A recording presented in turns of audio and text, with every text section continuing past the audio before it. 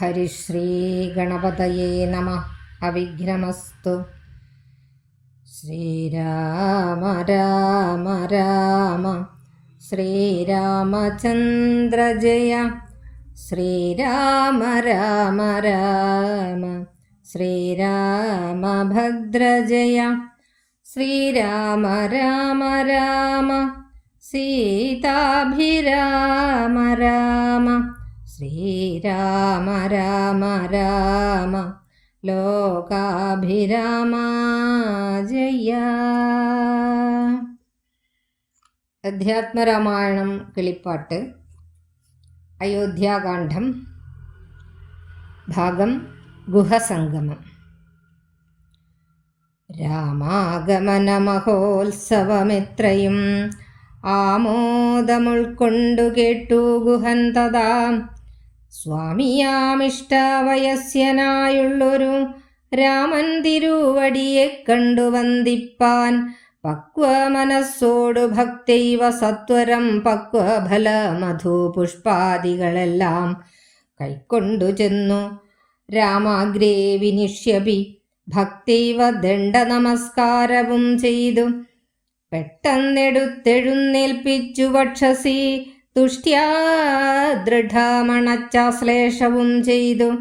മന്ദഹാസവും പൂണ്ട് മാധുര്യപൂർവകം മന്ദേതരം കുശലപ്രശ്നവും ചെയ്തു. കഞ്ചവിലോചനൻ തൻ തിരുമേനി കണ്ടഞ്ജലി പൂണ്ട് ഗുഹനുമുര ചെയ്തു. ധന്യനായേനടിയനിന്നു കേവലം നിർണയം നൈഷാദ ജന്മവും പാവനം. നൈഷാദമായുള്ള രാജ്യമിതുമൊരു ദൂഷണഹീനം അധീനമല്ലോ തവ. കിങ്കരനാമടിയനെയും രാജ്യവും സങ്കടം കൂടാതെ രക്ഷിച്ചുകൊള്ളുക. സന്തോഷമുൾക്കൊണ്ടിനി നിന്തിരുവടി സന്തതമത്ര വസിച്ചരുളിയിടണം. അന്തഃപുരം മമ ശുദ്ധമാക്കിയിടണം. അന്തർമുദ പാദപത്മരേണുക്കളാൽ മൂലഫലങ്ങൾ പരിഗ്രഹിക്കണമേ. കാലേ കനിവോടനുഗ്രഹിക്കണമേ. ഇത്തരം പ്രാർത്ഥിച്ചു നിൽക്കും ഗുഹനോടു മുഗ്ധഹാസം പൂണ്ടരുൾ ചെയ്തു രാഘവൻ. കേൾക്ക നീ വാക്യം മതീയം മമ സഖേ. സൗഖ്യം ഇതിൽ പരം ഇല്ലെന്നെനിക്കേതുമേ. സംവത്സരം 14 കഴിയണം സംവസിച്ചിടുവാൻ ഗ്രാമാലയങ്ങളിൽ. അന്യദത്തം ഭുജിക്കുന്നതുമില്ലെന്നും അന്യേ വനവാസകാലം കഴിവോളം. രാജ്യം മമൈതൽ ഭവാൻ മത്സഖിയല്ലോ. പൂജ്യനാം നീ പരിപാലിക്കവേ സന്തതം. കുണ്ഠഭാവം ചെറുതുണ്ടാകയും വേണ്ട. കൊണ്ടുവരിക വടക്ഷീരമാശു നീ. തൽക്ഷണം കൊണ്ടുവന്നു വടക്ഷീരവും ലക്ഷ്മണനോടും കലർന്നു രഘുത്തമൻ. ശുദ്ധ വടക്ഷീരഭൂതികളെ കൊണ്ട് ബദ്ധമായോരോ ജഡാമകുടത്തു സോദരൻ തന്നാൽ കുശാദലാദ്യങ്ങളാൽ സാദരം ആശ്രിതമായ തൽപസ്ഥലെ പാനീയമാത്രാമശിച്ചു വൈദേഹിയും താനുമായി പള്ളിക്കുറുപ്പ് കൊണ്ടിടിനാൻ. പ്രാസാദമൂർധ്നി പര്യങ്കേ യഥാപുരി വാസവും ചെയ്തുറങ്ങിയിടുന്നതുപോലെ. ലക്ഷ്മണൻ വില്ലും അമ്പും ധരിച്ചന്തികെ രക്ഷിച്ചു നിന്നോ ഗുഹനോടുകൂടവേ. ലക്ഷ്മീപതിയായ രാഘവസ്വാമിയും ലക്ഷ്മി ഭഗവതിയാകിയ സീതയും വൃക്ഷമൂലേ കിടക്കുന്നതു കണ്ടതി ദുഃഖം കലർന്നു ബാഷ്പാകുലനായി ഗുഹൻ. ലക്ഷ്മണനോട് പറഞ്ഞു തുടങ്ങിനാൻ. പുഷ്കരനേത്രനെ കണ്ടീലയോ സഖേ. പർണതൽപേ ഭുവിധാരുമൂലേ കിടന്നർണോജനേത്രൻ ഉറങ്ങുമാറായിതു. സ്വർണതൽപേ ഭവനോത്തമേ സൽപുരേ. പുണ്യപുരുഷൻ ജനകാത്മജയോടും പള്ളിക്കുറുപ്പുകൊള്ളും മുന്നമിന്നിഹ പല്ലവ പല്യങ്കാസിംനി വനാന്തരേ. ശ്രീരാമദേവനോ ദുഃഖമുണ്ടാകുവാൻ കാരണാഭൂതയായി വന്ദിതു കൈകേയി. മന്ധരാജിത്തമാസ്ഥയാ കൈകേയി താൻ ഹന്തം മഹാപാപമാചരിച്ചാളല്ലോ. ശ്രുത്വാ ഗുഹോക്തികളിദ്ധം ആഹന്ത സൗമിത്രിയും സത്വരം ഉത്തരം ചൊല്ലിനാൻ. ഭദ്രമതേ ശൃണു മദ്വചനം, രാമഭദ്രനാമം ജപിച്ചിടുക സന്തതം. കസ്യ ദുഃഖസ്യ ഗോ ഹേതുർജഗത്രയേ, കസ്യ സുഖസ്യ വാ ഗോപി ഹേതുസ്സഖേ. പൂർവജന്മാർജിതകർമ്മമത്രേ ഭുവി സർവലോകർക്കും സുഖദുഃഖകാരണം. ദുഃഖസുഖങ്ങൾ ദാനം ചെയ്വതിന്നാരും ഉൾക്കാമ്പിലോർത്തു കണ്ടാലില്ല നിർണയം. ഏകൻ മമാ സുഖദാതാ ജഗതി മറ്റേകൻ മമാ ദുഃഖദാതാ വിധി വൃഥ. തോന്നുന്നതിജ്ഞാന ബുദ്ധികൾക്കെപ്പോഴും തോന്നുകയില്ല ബുദ്ധന്മാർക്കതേയുള്ളൂ. ഞാനിതിന്നു കർത്താവെന്നു തോന്നുന്നു മാനസതാരിൽ വൃഥാഭിമാനേന കേൾ. യോഗം നിജകർമ്മ സൂത്രബന്ധം സഖേ, ഭോഗങ്ങളും നിജകർമാനുസാരികൾ. മിത്രാരുദാസീന ബാന്ധവ ദ്വേഷമധ്യസ്ഥ സുഹൃജനാഭേദബുദ്ധിഭ്രമം. ചിത്രമത്രേ നിരൂപിച്ചാൽ സ്വകർമ്മങ്ങളാൽ യത്ര വിഭാവ്യതേ തത്ര യഥാ യഥാ. ദുഃഖം സുഖം നിജകർമാവശാഗതം ഒക്കെയെന്നുൾക്കാമ്പുകൊണ്ടു നിനച്ചതിൽ യദ്യയദ്യാഗതം തത്ര കാലാന്തരേ തത്തൽ ഭുജിച്ചതി സ്വസ്ഥനായി വാഴണം. ഭോഗത്തിനായി കൊണ്ട് കാമിക്കയും വേണ്ട, ഭോഗം വിധീകൃതം വർജിക്കയും വേണ്ട. വ്യർത്ഥമോർത്തോളം വിഷാദപ്രഹർഷങ്ങൾ ചിത്തേ ശുഭാശുഭകർമ്മഫലോദയേ. മർത്യദേഹം പുണ്യപാപങ്ങളെ കൊണ്ട് നിത്യമുൽപ്പന്നം വിധിവിഹിതം സഖേ. സൗഖ്യദുഃഖങ്ങൾ സഹജമേവർക്കുമേ നീക്കാവതല്ല സുരാസുരന്മാരാലും. ലോകേ സുഖാന്തരം ദുഃഖമായി വരും, ആകുലമില്ല ദുഃഖാനന്തരം സുഖം. നൂനം ദിനരാത്രി പോലെ ഗതാഗതം മനസ്സേ ചിന്തിക്കലത്രയുമല്ലടോ. ദുഃഖമധ്യേ സുഖമായും വരും, പിന്നെ ദുഃഖം സുഖമധ്യേ സംസ്ഥമായും വരും. രണ്ടും അന്യോന്യ സംയുക്തമായേവനും ഉണ്ട്, ജലപങ്കമെന്ന പോലെ സഖേ. ആകയാൽ ധൈര്യേണ വിദ്വജ്ജനം ഹൃദി ശോകഹർഷങ്ങൾ കൂടാതെ വസിക്കണം. ഇഷ്ടമായുള്ളതോ തന്നെ വരുമ്പോഴും ഇഷ്ടമില്ലാത്തതോ തന്നെ വരുമ്പോഴും തുഷ്ടാത്മനാ മരുവന്നു ബുധാജനം. ദൃഷ്ടമെല്ലാം മഹാമായേതി ഭാവനാൽ യുദ്ധം ഗുഹനും സുമിത്രാത്മജനുമായി വൃത്താന്തഭേദം പറഞ്ഞു നിൽക്കും നേരം. മിത്രനുദിച്ചിതു സത്വരം രാഘവൻ, നിത്യകർമ്മങ്ങളും ചെയ്തരുളി ചെയ്തു. തോണി വരുത്തുകെന്നപ്പോൾ ഗുഹൻ നല്ല തോണിയും കൊണ്ടുവന്നാശു വണങ്ങിനാൻ. സാമിന്യം ദ്രോണിക സമാരുഹ്യതാ സൗമിത്രിണാം ജനകാത്മജയാ സമം. തോണി തുഴയുന്നതും അടിയൻ തന്നെ മാനവവീര മമ പ്രാണവല്ലഭ. ശൃംഗിവേരാധിപൻ വാക്കുകേട്ടെന്നേരം മംഗലദേവതയാകിയ സീതയെ കയ്യും പിടിച്ചു കരേറ്റി ഗുഹനുടെ കയ്യും പിടിച്ചു താനും കരേറിടിനാൻ. ആയുധമെല്ലാം എടുത്തു സൗമിത്രിയും ആയതമായൊരു തോണി കരേറിനാൻ. ജ്ഞാതിവർഗത്തോടുകൂടെ ഗുഹൻ പരമാദരവോടു വഹിച്ചിതു തോണിയും. മംഗലാവാങ്കിയാം ജാനകി ദേവിയും ഗംഗയെ പ്രാർത്ഥിച്ചു നന്നായി വണങ്ങിനാൾ. ഗംഗേ ഭഗവതി ദേവി നമോസ്തുതേ. സംഗേന ശംഭുതൻ മൗലിയിൽ വാഴുന്ന സുന്ദരീ ഹൈമവതി നമോസ്തേ നമോസ്തുതേ. മന്ദാകിനി ദേവി ഗംഗേ നമോസ്തുതേ. ഞങ്ങൾ വനവാസവും കഴിഞ്ഞാതരാലിങ്ങു വന്നാൽ ബലിപൂജകൾ നൽകുവൻ. രക്ഷിച്ചുകൊള്ളുക നീ ആപത്തുകൂടാതെ. ദക്ഷാരിവല്ലഭേ ഗംഗേ നമോസ്തുതേ. ഇത്തരം പ്രാർത്ഥിച്ചു വന്ദിച്ചിരിക്കവേ സത്വരം പാരകുലം ഗമിച്ചിടിനാൻ.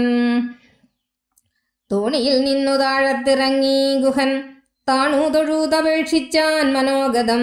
കൂടെ വിടകൊള്ളുവതിനടിയെന്നും ഒരാടൽ കൂടാതെ അനുജ്ഞ നൽകിയിടണം.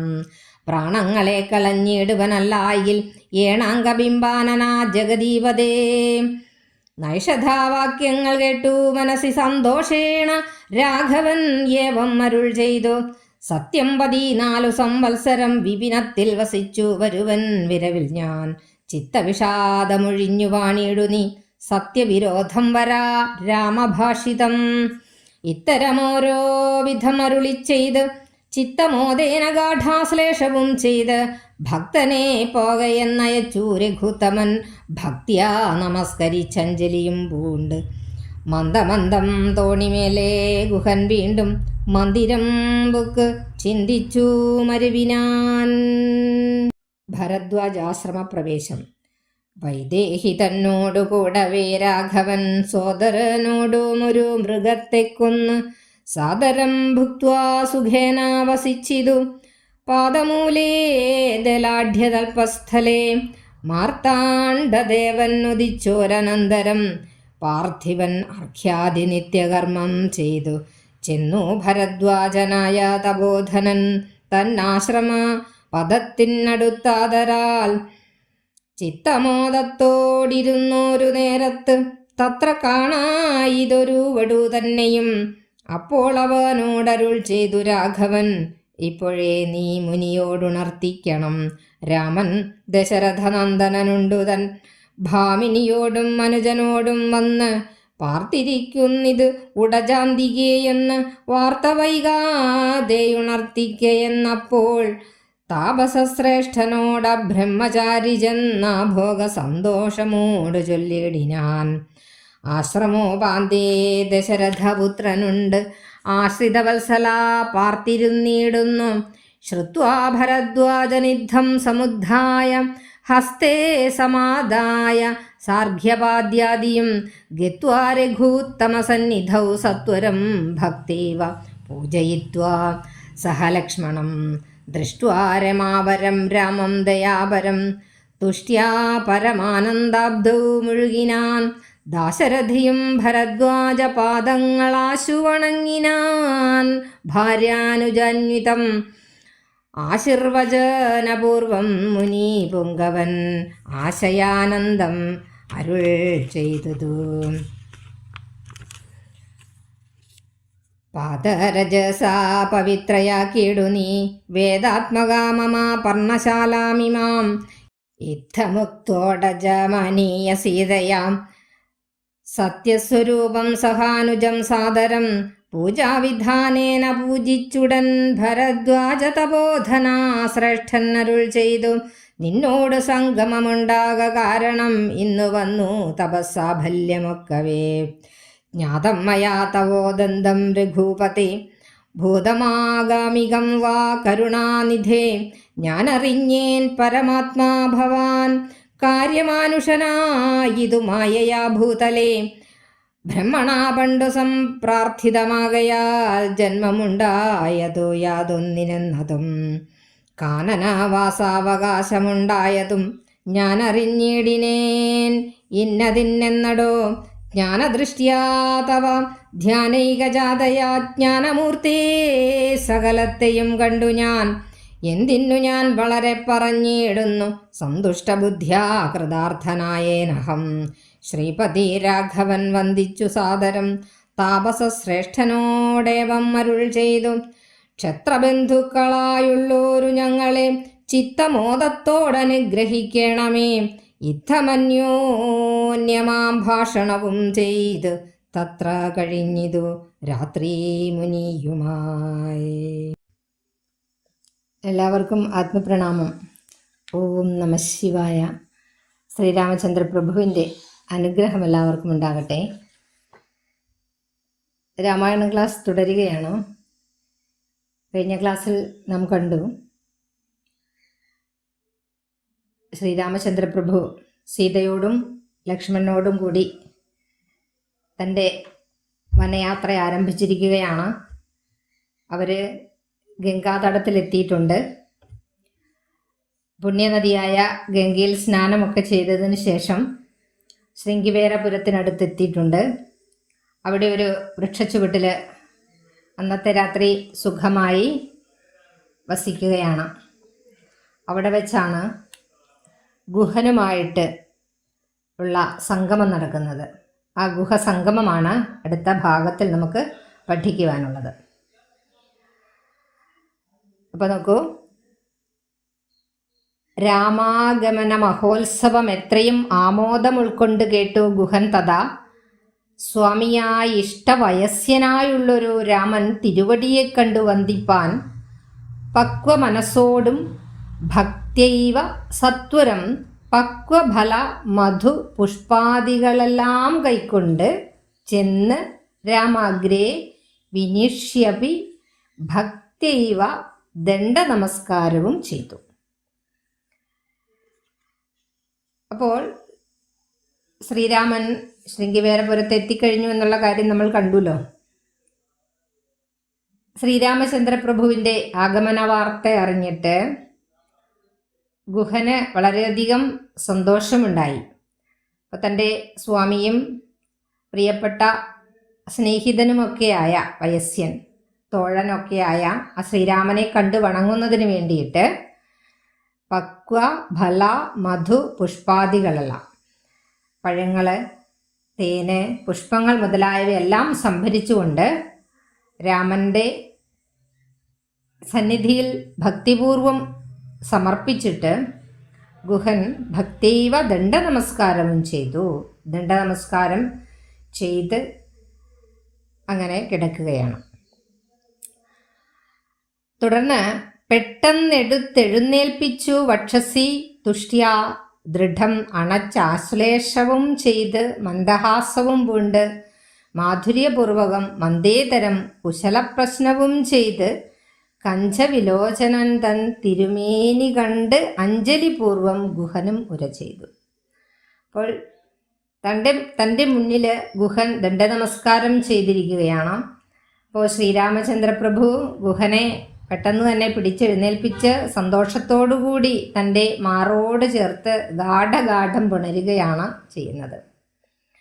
തുടർന്ന് മന്ദഹാസം കൊണ്ട് വളരെ പുഞ്ചിരിയോടുകൂടി മധുരമായി കുശലാന്വേഷണം ചെയ്യുകയാണ്. അപ്പോൾ അങ്ങനെ നിൽക്കുന്ന ഭഗവാനോട് അഞ്ജലി പൂണ്ട് തൊഴുകൈയോടുകൂടി ഗുഹൻ ഇപ്രകാരം പറയുകയാണ്: ധന്യനായേനടിയനിന്ന് കേവലം നിർണയം നൈഷാദജന്മവും പാവനം. ഭഗവാനെ, ഇന്ന് ഞാൻ ധന്യനായിരിക്കുകയാണ്. എൻ്റെ നൈഷാദജന്മം, എൻ്റെ കാട്ടാളജന്മം ഇന്ന് പവിത്രമായിരിക്കുകയാണ്. ദൂഷണഹീനം അധീനമല്ലോ തവ കിങ്കരനാം അടിയനെയും രാജ്യവും സങ്കടം കൂടാതെ രക്ഷിച്ചുകൊള്ളുക. ഈ കാട്ടാളൻ്റെ രാജ്യം ഒരു ദോഷവുമില്ലാത്തതാണ്. അതുകൊണ്ട് തന്നെ എൻ്റെ ഈ രാജ്യത്തെയും അങ്ങയുടെ കിങ്കരനായ എന്നെയും സങ്കടം കൂടാതെ അങ്ങ് രക്ഷിച്ചു കൊള്ളണമേ. സന്തോഷം ഉൾക്കൊണ്ടിനി നിന്തിരുവടി സന്തതം അത്ര വസിച്ചെരുളിയിടണം. വളരെ സന്തോഷത്തോടുകൂടി അങ്ങ് ഈ രാജ്യം അങ്ങയുടേതാണ്. അതുകൊണ്ട് അങ്ങ് സന്തോഷത്തോടുകൂടി എന്നെന്നും ഇവിടെ തന്നെ വസിച്ചുകൊള്ളുക. അയോധ്യയിൽ നിന്ന് വിട്ടുപോകുന്നതിൽ യാതൊരു സങ്കടവും വേണ്ട. എൻ്റെ രാജ്യത്ത് വസിക്കുക, ഇത് അങ്ങയുടെ രാജ്യമാണെന്നാണ് നിഷ്കളങ്കനായ ഭക്തനായ ഗുഹൻ പറയുന്നത്. തുടർന്ന് പറയുകയാണ്: അന്തഃപുരം മമ ശുദ്ധമാക്കിയിടണം അന്തർമുത പാദപത്മരേണുക്കളാൽ മൂലഫലങ്ങൾ പരിഗ്രഹിക്കണമേ, കാലേ കനിവോട് അനുഗ്രഹിക്കണമേ. തുടർന്ന് പറയുകയാണ്: എൻ്റെ അന്തഃപുരം അങ്ങയുടെ ഈ പാദരേണുക്കളാൽ ഇന്ന് സംശുദ്ധമാക്കണം.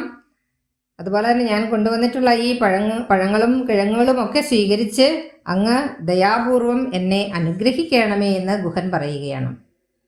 ഇത്തരം പ്രാർത്ഥിച്ചു നിൽക്കും ഗുഹനോട് മന്ദഹാസം കൊണ്ടരുൾ ചെയ്തു രാഘവൻ. അപ്പോൾ രാഘവൻ ശ്രീരാമചന്ദ്രൻ പുഞ്ചിരിയോടുകൂടി ഗുഹനോട് ഇപ്രകാരം പറയുകയാണ്: കേൾക്ക നീ വാക്യം മദീയം മമ സഖേ. എൻ്റെ സഖാവായ, സഖിയായ, കൂട്ടുകാരനായ, മിത്രമായ അല്ലയോ ഗുഹ, എൻ്റെ വാക്യം ഞാൻ പറയുന്നത് നീ ശ്രദ്ധിച്ച് കേൾക്കുക. സൗഖ്യം ഇതിൽ പരം ഇല്ലെനിക്കേതുമേ. എനിക്കിതിൽ പരം കേൾവിക്ക് സുഖമായിട്ട് മറ്റൊന്നുമില്ല. സംവത്സരം 14 കഴിയണം സംവസിച്ചിടുവാൻ ഗ്രാമാലയങ്ങളിൽ. തുടർന്ന് ശ്രീരാമചന്ദ്രപ്രഭു പറയുകയാണ്: ഞാൻ 14 വർഷം കഴിഞ്ഞിട്ടേ ഈ ഗ്രാമങ്ങളിലുള്ള വീടുകളിൽ താമസിക്കുകയുള്ളൂ എന്ന് പറയുകയാണ്. അതുപോലെ തന്നെ അന്യദത്തം ഭുജിക്കുന്നതും ഇല്ലെന്നും അന്യേ വനവാസകാലം കഴിവോളവും.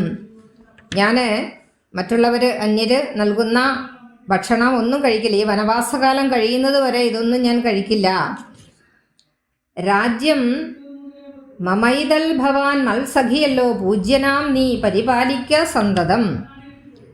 ഈ രാജ്യം നീ പറഞ്ഞല്ലോ എൻ്റെ രാജ്യം തന്നെയാണ്, നീ എൻ്റെ മിത്രവുമാണ്, അതിനാൽ ഈ രാജ്യം നീ തന്നെ ഭരിക്കുക. പൂജ്യനാം നീ പരിപാലിക്കുക. കുണ്ഠഭാവം ചെറുതുണ്ടാകുകയും വേണ്ട. ഒരു കുണ്ഠഭാവവും ഒരു സങ്കടവും അതിൽ നിനക്കുണ്ടാകണ്ട.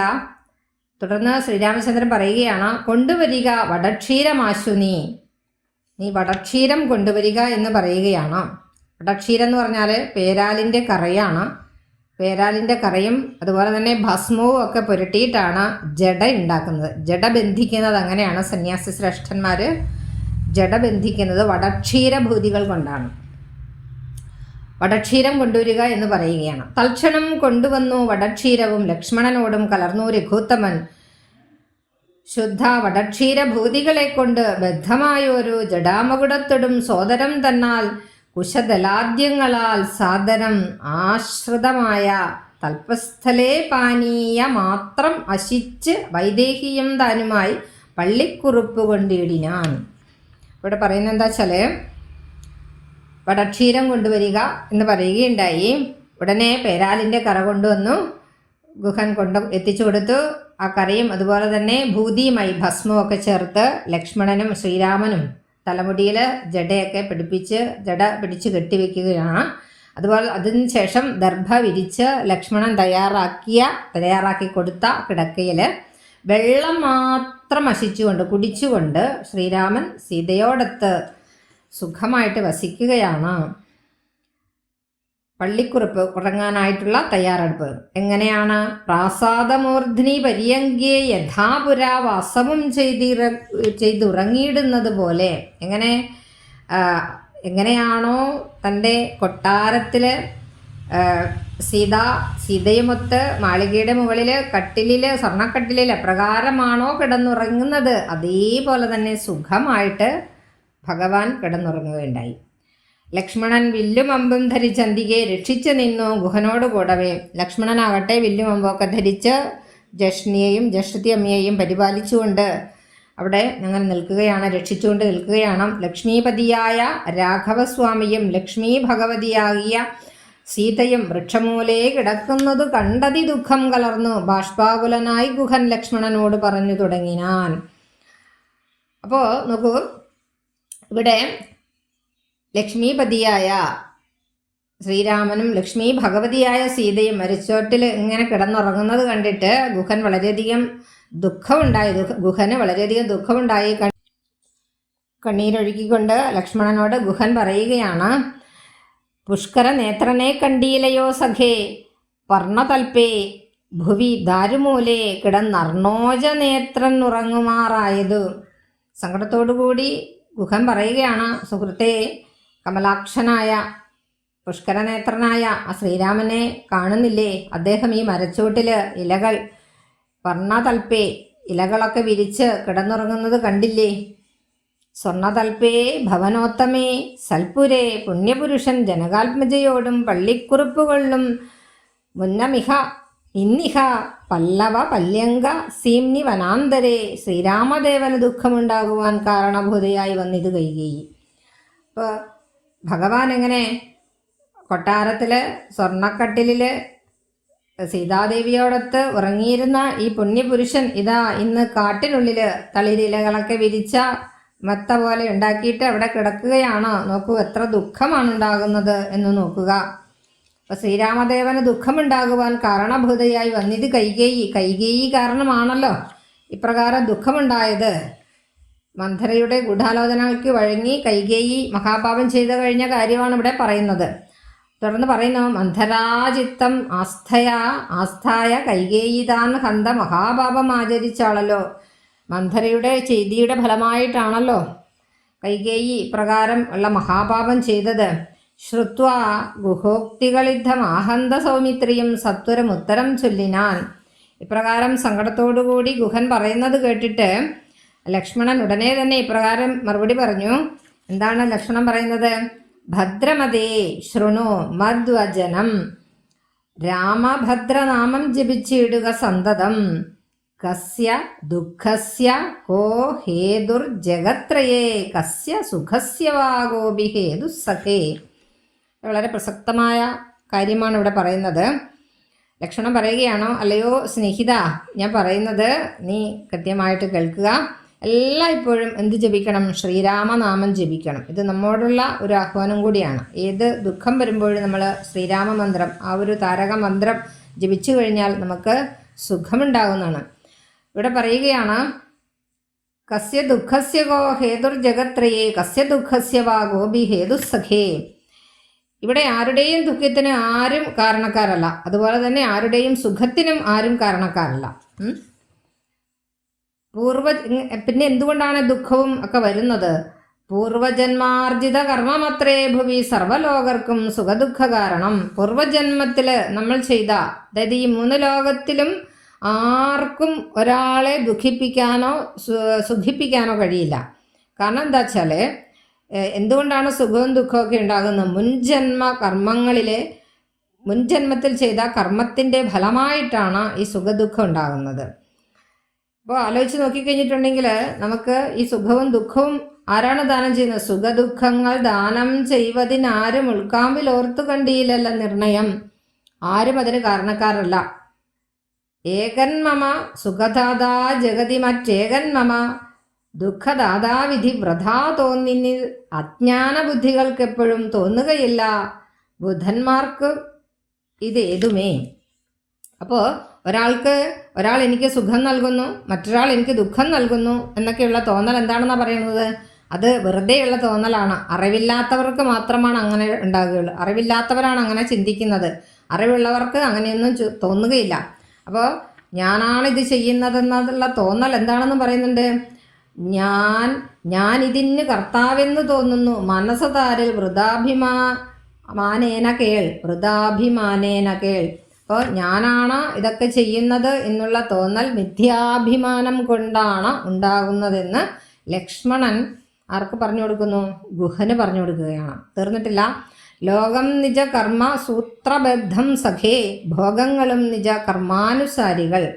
അപ്പോൾ ലക്ഷണം പറയുകയാണ്, സകലരും, ലോകം എന്ന് പറഞ്ഞാൽ സകലർ, ഈ ലോകത്തുള്ളവർ സകലരും സ്വന്തം കർമ്മങ്ങളാകുന്ന സൂത്രത്തിൽ, ചരടിൽ ബന്ധിക്കപ്പെട്ടിരിക്കുകയാണ്. അതുപോലെ തന്നെ മിത്രാർ ഉദാസീന ബാന്ധവ ദ്വേഷ മധ്യസ്ഥ സുഹൃജ്ജന ഭേദ ബുദ്ധിഭ്രമം ചിത്രമത്രേ നിരൂപിച്ചാൽ സ്വകർമ്മങ്ങൾ എത്ര വിഭാവ്യതേ തത്ര യഥാ തഥാ.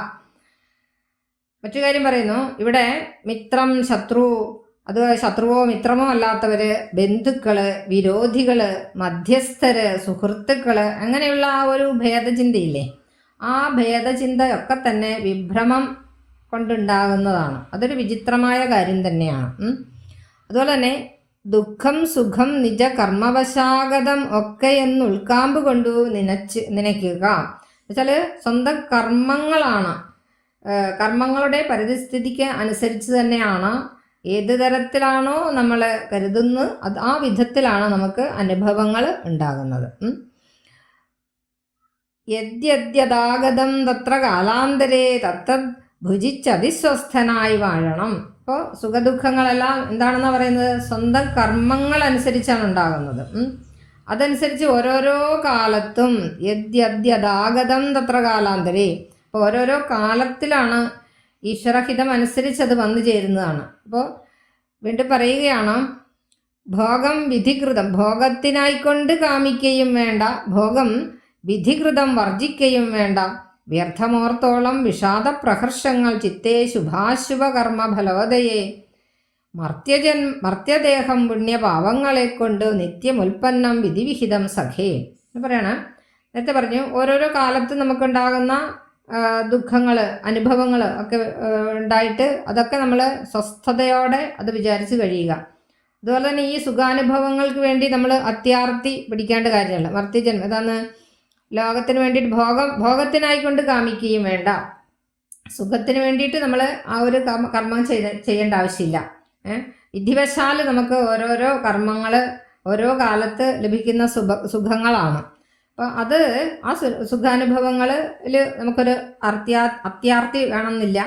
അതുപോലെ തന്നെ വിധിവശാൽ ഈശ്വരഹിതം അനുസരിച്ച് ഓരോ കാലത്ത് നമുക്കുണ്ടാകുന്ന ആ സുഖാനുഭവങ്ങളില്ലേ, അതൊന്നും നമ്മൾ ഉപേക്ഷിക്കുകയും വേണ്ട. വ്യർത്ഥമോർത്തോളം വിഷാദപ്രകർഷങ്ങൾ ചിത്തേ ശുഭാശുഭ കർമ്മഫലോദയേ.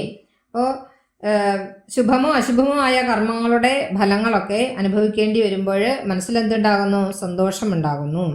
സൗഖ്യ ദുഃഖങ്ങൾ സഹജമേവർക്കുമേ നീക്കാവതല്ല സുരാസുരന്മാരാലും. അപ്പോൾ സന്തോഷമോ ദുഃഖമോ ഉണ്ടാകേണ്ട കാര്യമില്ല. ഓരോരോ കാലഘട്ടത്തിലാണ് ഉണ്ടാകുന്നത്. പുണ്യപാപങ്ങളുടെ ഫലമായിട്ടാണ് നമുക്ക് മനുഷ്യൻ്റെ ശരീരം ലഭിക്കുന്നത്. അത് എല്ലാവർക്കും സഹജമായിട്ട് ലഭിക്കുന്നതാണ്. അപ്പോൾ സുഖവും ദുഃഖവും എന്നുള്ളത്. അപ്പോൾ അതില്ലാതാക്കാൻ വേണ്ടിയിട്ട് ആർക്ക് പറ്റില്ല? ദേവന്മാർക്ക് പോലും പറ്റില്ല. അപ്പോൾ മനുഷ്യനായി പിറന്നവർക്ക് എല്ലാവർക്കും എന്തുണ്ടാകും? സുഖവും ഉണ്ടാകും, ദുഃഖവും ഉണ്ടാകും.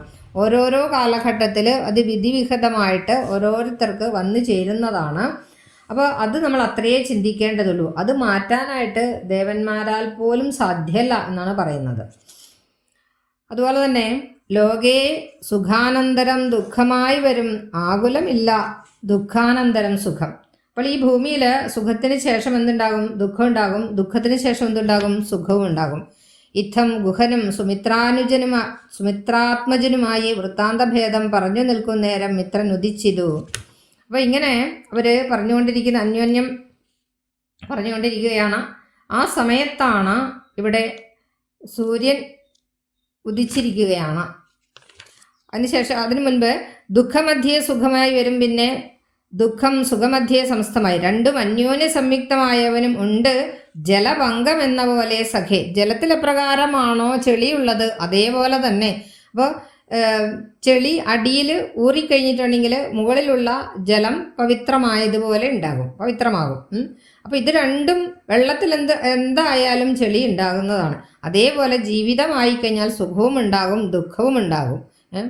ആകയാൽ നമ്മൾ അതിനെ ധൈര്യേണ വിദ്വജ്ജനം ഹൃദി ശോകഹർഷങ്ങൾ കൂടാതെ വസിക്കണം. അതുകൊണ്ട് തന്നെ വിദ്വജ്ജനം, ബുദ്ധിയുള്ളവർ, അറിവുള്ളവർ, വിദ്വാൻമാർ എന്താണ് ചെയ്യുന്നത്?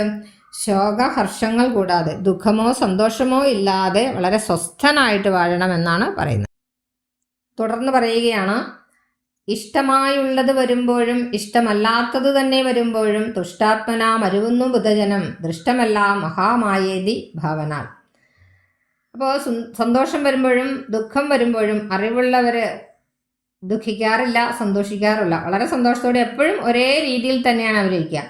മായ മഹാമായേതി, മഹാമായ ഇതി, ഇതെല്ലാം മഹാമായയാണ് എന്നുള്ളൊരു ഭാവനയോടുകൂടി വസിക്കുകയാണ് ബുദ്ധജനങ്ങൾ ചെയ്യുന്നതെന്ന് ലക്ഷ്മണൻ പറയുകയാണ്. അപ്പോൾ ലക്ഷ്മണന് ഉപദേശങ്ങളൊക്കെ ലഭിച്ചിരിക്കണു ശ്രീരാമചന്ദ്ര പ്രഭുവിൽ നിന്ന്. നമ്മൾ കണ്ടതാണ് ലക്ഷ്മണൻ ശ്രീരാമചന്ദ്രൻ്റെ അഭിഷേകം മുടങ്ങിയപ്പോഴുണ്ടായ ആ ഒരു ക്രോധത്താൽ അദ്ദേഹം പറഞ്ഞതും പ്രവർത്തിച്ചതുമായ കാര്യങ്ങൾ എന്തൊക്കെയാണെന്ന്. അപ്പോൾ ശ്രീരാമചന്ദ്ര പ്രഭുവാണ് പല കാര്യങ്ങളും പറഞ്ഞ് ലക്ഷ്മണനെ മനസ്സിലാക്കിയത്. അതുകൊണ്ട് തന്നെ ലക്ഷ്മണന് കാര്യങ്ങളൊക്കെ നല്ലവണ്ണം മനസ്സിലായിട്ടുണ്ട്. അപ്പോൾ ആ ഒരു ഉപദേശ രൂപത്തിലാണ് ഗുഹനോട് പറയുകയാണ് മേൽപ്പറഞ്ഞ കാര്യങ്ങളൊക്കെ തന്നെ. ഇത്തം ഗുഹനും സുമിത്രാത്മജനുമായി വൃത്താന്തഭേദം പറഞ്ഞു നിൽക്കുന്നേരം മിത്രൻ ഉദിച്ചിതു. അപ്പം ഇങ്ങനെ ഗുഹനും ലക്ഷ്മണനും പലതും ഇങ്ങനെ സംസാരിച്ചു കൊണ്ടിരിക്കുന്നതിനിടയിൽ എന്തുണ്ടായി? സൂര്യൻ ഉദിച്ചു. സൂര്യോദയം. ഈ രാത്രി മുഴുവനാണ് ഇവരിത് പറഞ്ഞുകൊണ്ടിരുന്നത്. സത്വരം രാഘവൻ നിത്യകർമ്മങ്ങളും ചെയ്തരുളി ചെയ്തു. അപ്പോൾ നിത്യകർമ്മങ്ങളൊക്കെ ചെയ്തതിന് ശേഷം ശ്രീരാമൻ പറയുകയാണ്, തോണി വരുത്തുക. ശ്രീരാമൻ പറഞ്ഞു, ഇനി രാവിലെ പ്രഭാതമായി, പ്രഭാതവന്ദനമൊക്കെ ചെയ്തതിന് ശേഷം, പ്രഭാത കൃത്യങ്ങളൊക്കെ ചെയ്തതിന് ശേഷം ശ്രീരാമൻ പറഞ്ഞു തോണി വരുത്തുക. അപ്പോൾ ഗുഹൻ നല്ല തോണിയും കൊണ്ടുവന്ന് ആശു വണങ്ങിനാൻ. സാമിന്യം ദ്രോണിക സമാരുഹ്യത സൗമിത്രണാം ജനകാത്മജയാ സമം. തോണി തുഴയുന്നതും അടിയൻ തന്നെ മാനവവീര മമ പ്രാണവല്ലഭ. അപ്പോൾ നല്ലൊരു തോണിയൊക്കെ കൊണ്ടുവന്നു. എന്നിട്ട് വലിയൊരു തോണിയാണ് കൊണ്ടുവന്നത്, നല്ല ഭംഗിയുള്ള തോണി. അപ്പോൾ തോണി കൊണ്ടുവന്നതിന് ശേഷം, ദ്രോണിക എന്ന് പറഞ്ഞാൽ തോണി കൊണ്ടുവന്നതിന് ശേഷം ഗുഹൻ ഇപ്രകാരം പറയുകയാണ്, സ്വാമിൻ ലക്ഷ്മണനും സീതയും ഓടൊപ്പം തന്നെ അങ്ങ് ഈ തോണിയിൽ കയറിയാലും. പിന്നെ പറയുകയാണ്, മാനവവീര, എൻ്റെ മമ മാനവവീര മമ പ്രാണവല്ലഭ, എൻ്റെ ജീവനാഥ, അടിയൻ തന്നെ ഈ തോണി തുഴഞ്ഞോളാം, ഞാൻ തന്നെ ഭഗവാനെ അവിടത്തേക്ക് തോണി തുഴഞ്ഞു തരാം എന്ന് പറഞ്ഞു. ശൃംഗിവേരാധിപൻ വാക്കു കേട്ടന്നേരം മംഗലദേവതയാകിയ സീതയെ കയ്യും പിടിച്ചു കരേറ്റി ഗുഹനുടെ കയ്യും പിടിച്ചു താനും കരയേറിടിനാൻ.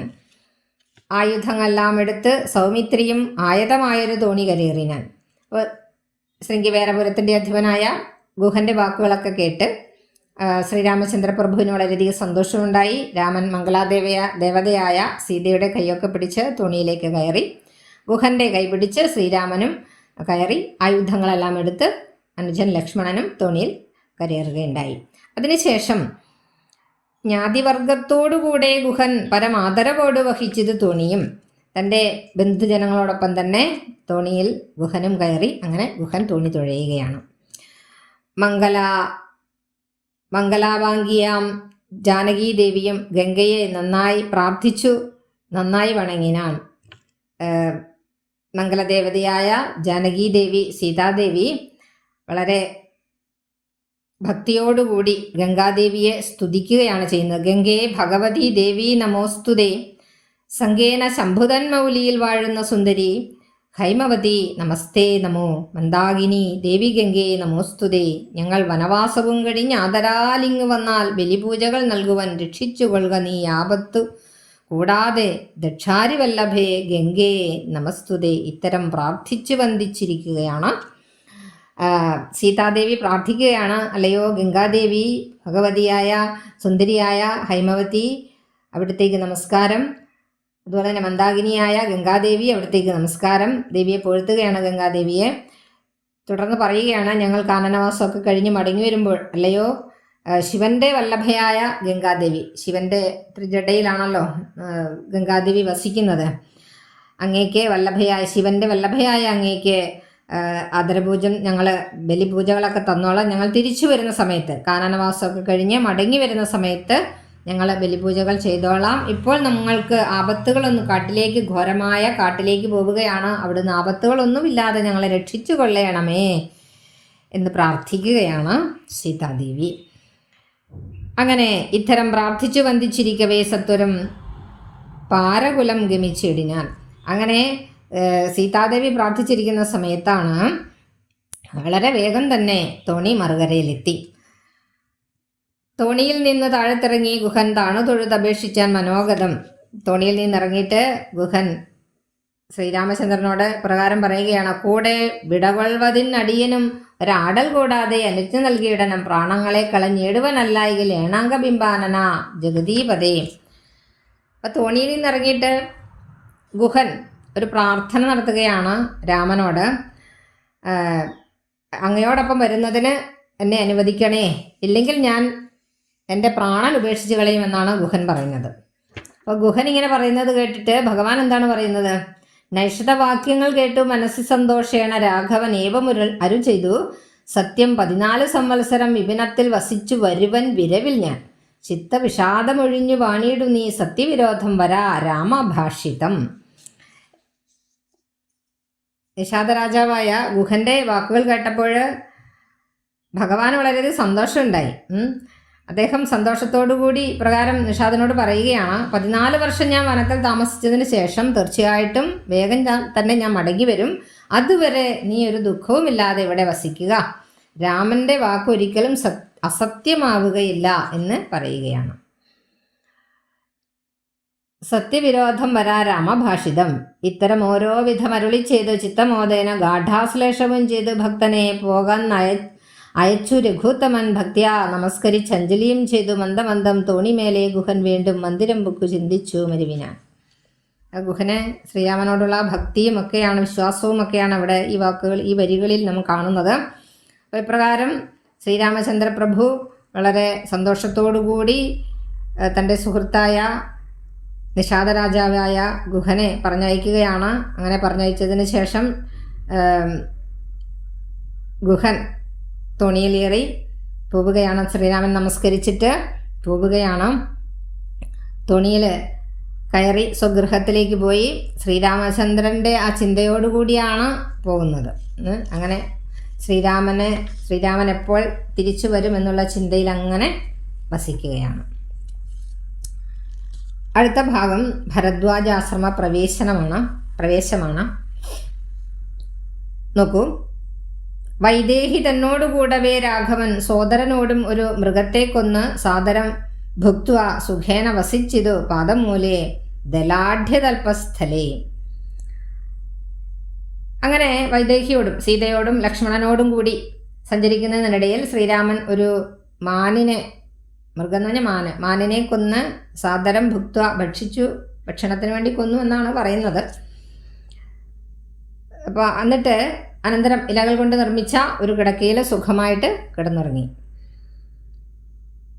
തുടർന്ന് മാർത്താണ്ഡദേവൻ ഉദിച്ചോരനന്തരം പാർത്ഥിവൻ അർഘ്യാദി നിത്യകർമ്മം ചെയ്ത് ചെന്ന് ഭരദ്വാജനായ തപോധനൻ തന്ന ആശ്രമ പദത്തിനടുത്ത് ആദരാൽ ചിത്തമോദത്തോടിരുന്നൊരു നേരത്ത് തത്ര കാണായിതൊരു വടു തന്നെയും. അങ്ങനെ ഒരുമിച്ച് ലക്ഷ്മണനോടും സീതയോടും ഒരുമിച്ച് സഞ്ചരിക്കുന്നതിനിടയിൽ ഇലകൾ കൊണ്ട് കാട്ടിൽ തന്നെ ഇലകൾ കൊണ്ട് നിർമ്മിച്ച ഒരു കിടക്കയിൽ അങ്ങനെ സുഖമായിട്ട് കിടന്നുറങ്ങി. അങ്ങനെ സൂര്യൻ ഉദിച്ചിരിക്കുകയാണ്. സൂര്യോദയത്തിന് ശേഷം അർഘ്യാദികളോട് കൂടിയിട്ടുള്ള നിത്യകർമ്മങ്ങളൊക്കെ കഴിച്ച് എവിടെയാണ് എത്തിച്ചേർന്നത്? ഭരദ്വാജ മുനിയുടെ ആശ്രമത്തിൻ്റെ സമീപത്താണ് രാമനും സീതയും ലക്ഷ്മണനും എത്തിയിരിക്കുന്നത്. അപ്പോൾ അങ്ങനെ സന്ധ്യാവന്ദനമൊക്കെ കഴിഞ്ഞ്, അതായത് പ്രഭാത സന്ധ്യാവന്ദനമൊക്കെ കഴിഞ്ഞ് അങ്ങനെ ഇരിക്കുന്ന സമയത്താണ് ഒരു ബ്രഹ്മചാരിയെ കാണുന്നത്. ആ ബ്രഹ്മചാരിയോട് ഭഗവാൻ ഇപ്രകാരം, രാഘവൻ ഇപ്രകാരം പറയുകയാണ്: ഇപ്പോഴേ നീ മുനിയോടുണർത്തിക്കണം, രാമൻ ദശരഥനന്ദനൻ ഉണ്ട് ഞാൻ, ഭാമിനിയോടും അനുജനോടും ചെന്ന് പാർത്തിരിക്കുന്നത് ഉടജാന്തികേ എന്ന വാർത്ത വൈകാതെ ഉണർത്തിക്കുക. ഇവിടെ ആ ബ്രാഹ്മണനോട് പറയുകയാണ്, ദശരഥപുത്രനായ രാമൻ ഭാര്യയോടും സഹോദരനോടും കൂടി ആശ്രമത്തിൻ്റെ അരികത്ത് കാത്തിരിക്കുന്നുണ്ട് എന്നുള്ള കാര്യം നീ ചെന്ന് ഭരദ്വാജ മഹർഷിയോട് അറിയിക്കുക എന്ന് പറയുകയുണ്ടായി. ആ സമയത്ത് താപസശ്രേഷ്ഠ